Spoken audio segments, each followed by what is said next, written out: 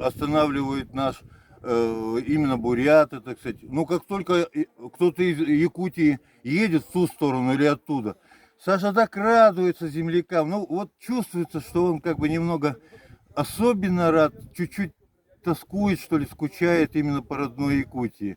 Вот россияне, которые нам встречаются, они несут там то коробку с консервами, там капусту, картошку, потом приедут к нам, так сказать, у нас вечер у костра проводят.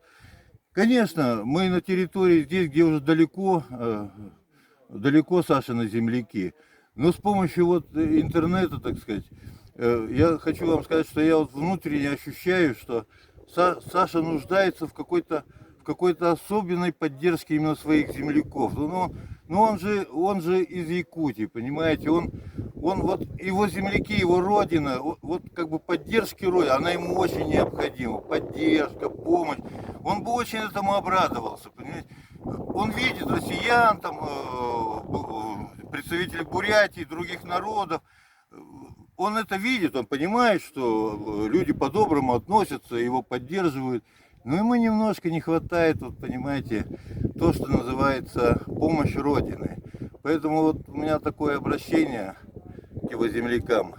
Вы его поддержите. Вы не думайте, что, о, да, это вот единственный из народа Саха, который пешком дойдет от Якутии до Москвы. Это первый, так сказать, великий ходок. Это не ходок, понимаете.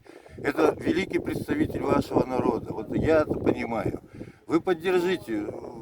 Весь народ в Якутии, представители народа Саха, понимаете, вы вместе с ним, а он вместе с вами. Вы как одно целое.